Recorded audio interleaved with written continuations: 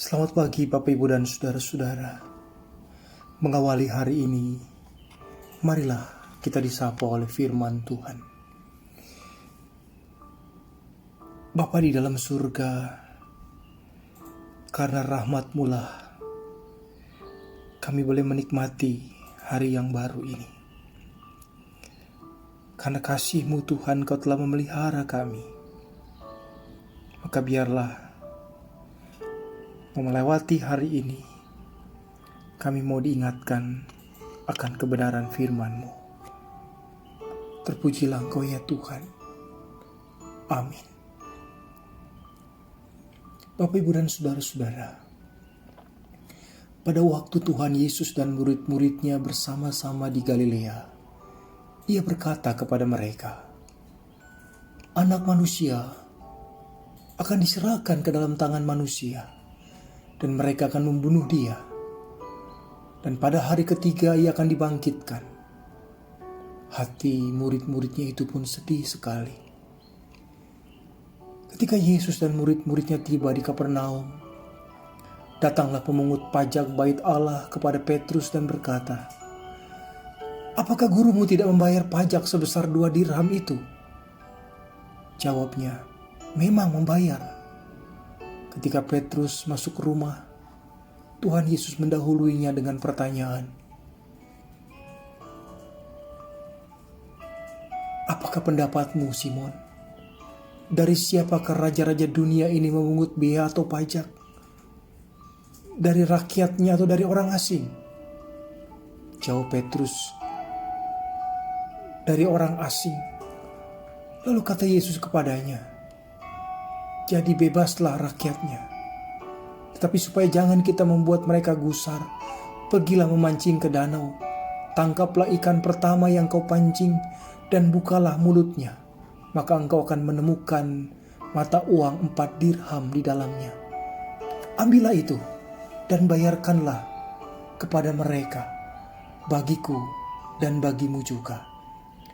Injil Matius 17 ayat 22 hingga 27. Pada waktu orang-orang Yahudi mulai kembali ke Yerusalem dari tanah pembuangan di Babel, mereka setuju untuk hidup dengan penuh tanggung jawab sesuai dengan hukum Allah.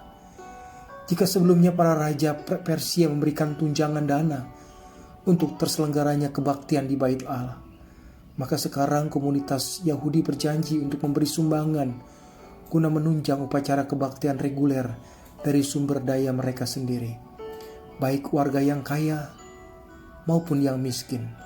Setiap laki-laki yang sudah berumur 20 tahun atau lebih mulai membayar 2 dirham per tahunnya. Uang Yunani yang senilai 2 dirham sama besarnya dengan upah 2 hari kerja seorang buruh biasa. Memang jumlah yang relatif kecil, namun signifikan bagi orang-orang yang lebih miskin yang harus berjuang dari hari ke hari untuk bertahan. Instruksi Yesus untuk menemukan sekeping uang logam senilai 4 dirham dalam mulut seekor ikan mungkin tidak masuk akal bagi Petrus. Pada titik ini Petrus telah mendengar pengajaran Yesus dan menyaksikan banyak mujizatnya. Petrus sendiri pun telah memproklamasikan Yesus sebagai anak Allah yang hidup.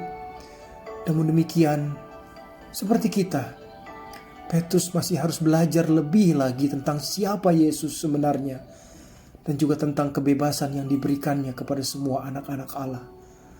Melakukan seperti apa yang diinstruksikan Yesus tentu membawa Petrus kepada suatu tingkatan yang dalam upaya memahami Sang Juru Selamat.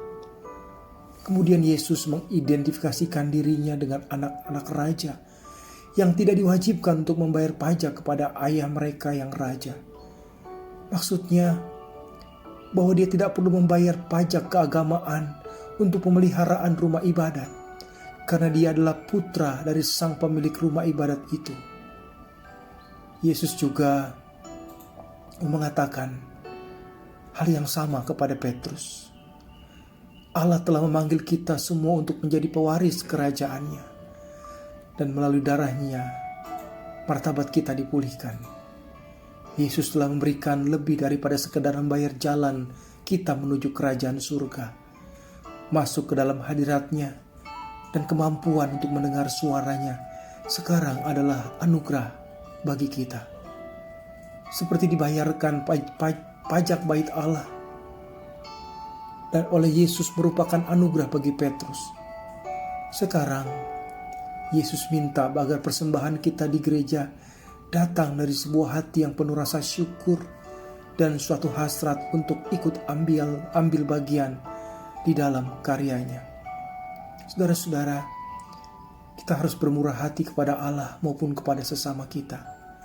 Oleh karena itu, marilah kita bersahabat bagi sesama, bagi orang-orang yang hidupnya masih memprihatinkan.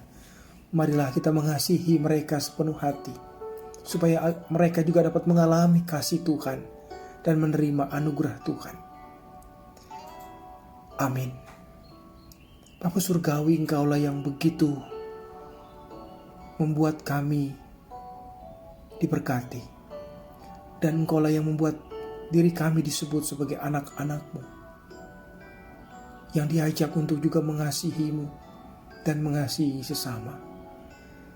Maka biarlah penuhi diri kami dengan Roh-Mu yang kudus, agar kami dapat mengasihi semua anak-anak-Mu. Amin. Terima kasih Tuhan untuk berkat firman-Mu pada pagi hari ini. Amin.